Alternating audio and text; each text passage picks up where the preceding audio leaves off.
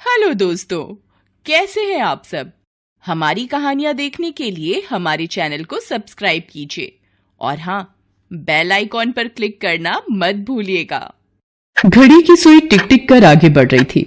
रात के 10:30 बज रहे थे, लेकिन बढ़ती रात के साथ एक शहर सो नहीं रहा था, बल्कि वो शहर और भी जमा हो रहा था। वो शहर बाहें खोलकर तैयार था रात का आलिंगन करने को। मुंबई के एक डांस बार में भी कई सारे रात के दीवाने लोग नशीली रात की मस्ती में पूरी तरह डूबे हुए थे। शराब का दौर चल रहा था। कुछ हवा में सिगरेट का धुआं उड़ा रहे थे। बार में फिल्मी गाने की धुन बज रही थी। कुछ लोग उस गाने की धुन को खुद भी गाकर दोहरा रहे थे।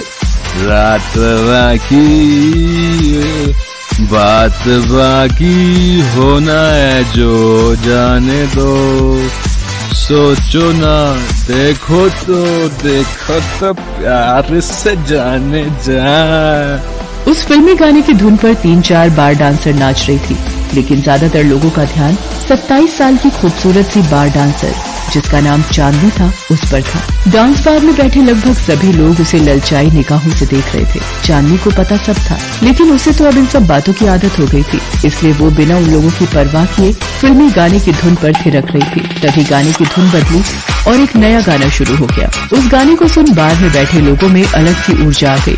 वाह वाह, क्या मस्त गाना चला रहे बाबा।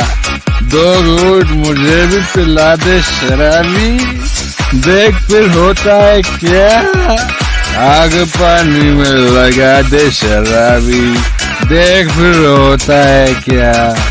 चांदनी उस गाने पर अपनी कमर मटका रही थी और कमर मटकाती मटकाती ग्राहकों के बीच आती। जैसे ही वो ग्राहकों के बीच आती, सभी जोर जोर से आहें भरने लगते। हाय हाय, शराब से ज्यादा नशा तो इसकी अदा में है। क्या नाचती है बिड़ू।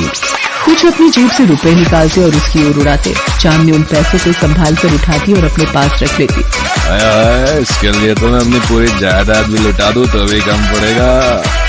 सच कहा भाई। मस्ती अपने पूरे शबाब पर थी।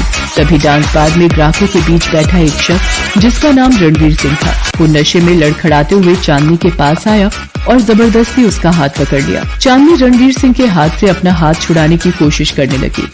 अरे काहे को इतना नाटक करती है रे, पैसे दे रहा हूँ ना तुझे, हाथ पकड़ने दे। साहब हाथ छोड़ो मेरा। नहीं छोड़ेगा, क्या करेगी तू। साहब बोला ना हाथ छोड़ो मेरा, मैं ऐसी वैसी लड़की नहीं हूँ। चांदनी की बात सुनकर रणवीर सिंह ठहाके मारकर हंसने लगा। आला, फिर कैसी लड़की है रे तू, मिर्ची के जैसी तीखी है, चाकू के जैसी तेज है। ये कहकर रणवीर चांदनी के साथ एक बार फिर से बदतमीजी करने लगा। चांदनी बहुत देर से खून का घूंट पीकर बर्दाश्त कर रही थी, लेकिन जब उसने उसे जबरदस्ती अपनी ओर खींचकर बाहों में भरने की कोशिश की, तब उसके सब्र का भी बांध टूट गया और उसने खींचकर रणवीर को एक तमाचा लगा दिया। डांस बार का मस्ती का माहौल एक पल में टेंशन वाला हो गया। इतने लोगों के बीच चांदनी के हाथों से थप्पड़ खाने की बात रणवीर को बेहद अपमानजनक लगी। तूने अपुन को थप्पड़ मारा, अपुन को, रणवीर सिंह को। अक्खा मुंबई में किसी की हिम्मत नहीं कि मेरे आगे चूं कर सके, और तूने मुझे थप्पड़ मार दिया। रुक, तुझे मैं अभी बताता हूँ। जिस चेहरे पर तेरे को इतना घमंड है ना, उस चेहरे को मैं इतना भयानक बना देगा कि तेरे को तेरी शक्ल से ही नफरत हो जाएगी। ये कहकर रणवीर सिंह ने अपनी जेब से चाकू निकाला और चांदनी पर हमला कर दिया। वो तो चांदनी ने खुद को पीछे खींच लिया, नहीं तो धारदार चाकू से उसका पूरा चेहरा कट जाता। वहाँ पर कई सारे लोग खड़े थे, लेकिन किसी की भी हिम्मत नहीं हुई कि वो रणवीर सिंह को रोके। चांदनी ने रणवीर सिंह के तेवर देखे तो वो जान बचाकर भागने लगी। भागकर कहाँ जाएगी, जब तक आज मैं तेरी शक्ल बर्बाद नहीं करेगा अपन को चैन नहीं आएगा। चांदनी ने खुद को बार के ही बाथरूम में बंद कर लिया। रणवीर बाहर से दरवाजा पीटने लगा। निकल निकल बाहर, नहीं तो मैं दरवाजा तोड़ दूंगा। इतनी अफरा तफरी के बीच बार का मालिक भी वहां आ गया। उसने रणवीर सिंह को समझाने बुझाने की कोशिश की, लेकिन रणवीर का गुस्सा तो 7वें आसमान पर था। मैं कुछ नहीं सुनूंगा, उसकी हिम्मत कैसे हुई अपन पर हाथ उठाने की। अरे माफ कर दो रणवीर भाई, गलती हो गई उससे, वो नहीं जानती ना आपको। नहीं जानती है, इसलिए तो अपन चाहता है कि वो जान जाए मुझे। अपन को नहीं बर्दाश्त है ये। वो ये बातें कर ही रहे थे कि तभी पुलिस के सायरन की आवाज से पूरा इलाका गूंज उठा। लोगों में अफरा तफरी मच गई। कुछ देर पहले जो रणवीर सिंह चौड़ा होकर बकवास कर रहा था, वो भी जेल जाने के डर से वहाँ से 9-2-11 हो गया। सरकार ने बार डांस पर बैन लगा दिया था। वो तो गैर कानूनी तरीके से कुछ लोग बार चला रहे थे। पुलिस की टीम, जिसका नेतृत्व एक यंग इंस्पेक्टर धीरज कर्माकर कर रहा था, वो बार में आया। हवलदार, एक भी आदमी यहाँ से बचकर नहीं जाना चाहिए। समझते क्या ये कानून मजाक है क्या? कुछ ग्राहक तो भाग गए लेकिन कुछ पकड़ में आ गए। ग्राहकों के साथ चांदनी और भी बार डांसर के साथ पकड़ी गई। पुलिस उन्हें थाने ले जाने लगी। अरे साहब, काहे को थाने ले जा रहा है? यही 150 लेकर मामला रफा दफा करो ना। ए साहब, छोड़ दो ना हमें, काहे को जेल का ठप्पा हमारे माथे पर लगा रहा है? वैसे भी समाज में कम बदनामी है क्या अपनी? चुप, बिल्कुल चुप। कानून तोड़ोगे तो जेल जाना ही पड़ेगा। चांदनी ने कोई विरोध नहीं किया। वो चुपचाप पुलिस की जीप में जाकर बैठ गई। पुलिस की टीम उन्हें जीप में बिठाकर थाने ले जाने लगी। चांदनी जब 25 साल की थी तब उसकी शादी रमन से हुई थी। 1 साल बाद चांदनी ने एक बेटी को जन्म दिया, लेकिन रमन की किस्मत इतनी खराब थी कि वो अपनी नवजात बेटी को देखने के पहले एक एक्सीडेंट का शिकार होकर दुनिया से विदा हो गया। 25 साल की चांदनी को जब अपने ससुर से अपने पति की मौत का पता लगा तो वो बेचारी तो बदहवास सी हो गई। ये क्या हो गया बाबा, क्या हो गया? हमारी कौन सी गलती की सजा भगवान ने हमें दे दी? रमन के बूढ़े और बीमार माता पिता चांदनी की बातों का क्या जवाब देते? वो बेचारे तो खुद अपने बुढ़ापे की लाठी को खोकर टूट गए थे।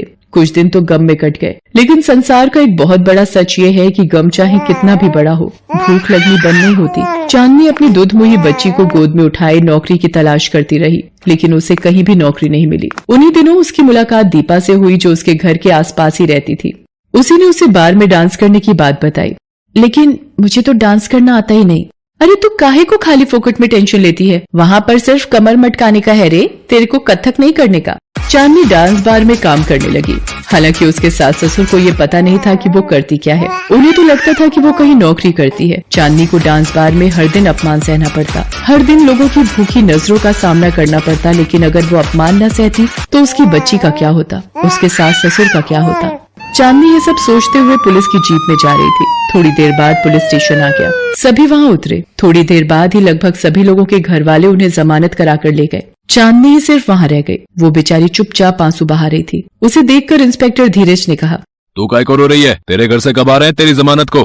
धीरज की बात का चांदनी ने कोई जवाब नहीं दिया। वो उसी तरह आंसू बहाती रही। तब धीरज ने झल्लाकर उससे पूछा, तू बोल नहीं सकती है क्या? धीरज की बात को सुनकर चांदनी ने कहा, गरीब बोलता तो है, खूब बोलता है, लेकिन वो मन में बोलता है। वो मन में ही घुटता रहता है, क्योंकि बाहरी दुनिया में गरीब की कोई सुनवाई नहीं है साहब। कौन आएगा साहब मेरे लिए? घर में छोटी सी बच्ची है, बूढ़े और बीमार सास ससुर है, जिन्हें पता ही नहीं कि उनकी बहू क्या करती है। साहब उन्हें पता लगेगा तो वो जीते जी मर जाएंगे साहब। तो फिर तू ये सब करती क्यों है? कौन सी लड़की अपनी खुशी के लिए ये करती है साहब? कौन अपने सम्मान को हर दिन दूसरों के पैरों तले रौंदवाता है साहब? मैंने भी नौकरी की कोशिश की लेकिन नहीं मिली। अब जरूरतों को और पेट को कहाँ पता होता है साहब कि इसके पास नौकरी नहीं है। जरूरतें अपनी जगह खड़ी हो जाती हैं और पेट की भूख अपनी जगह। इंस्पेक्टर धीरज चांदनी की बातों को सुनकर भावुक हो गया। उसे समझ में नहीं आ रहा था कि वो उसकी बातों का क्या जवाब दे। साहब एक मेहरबानी कर दो ना, मैं जानती हूँ कि मेरी जमानत कोई नहीं देगा तो आप मुझे जेल भेज देंगे। साहब मैं जेल चली जाएगी, लेकिन मेरे घर वालों को ये बात पता नहीं लगने देना कि मैं बार में नाचती है। वो टूट जाएंगे साहब, वो टूट जाएंगे। धीरज ने उसकी बात का कोई जवाब नहीं दिया।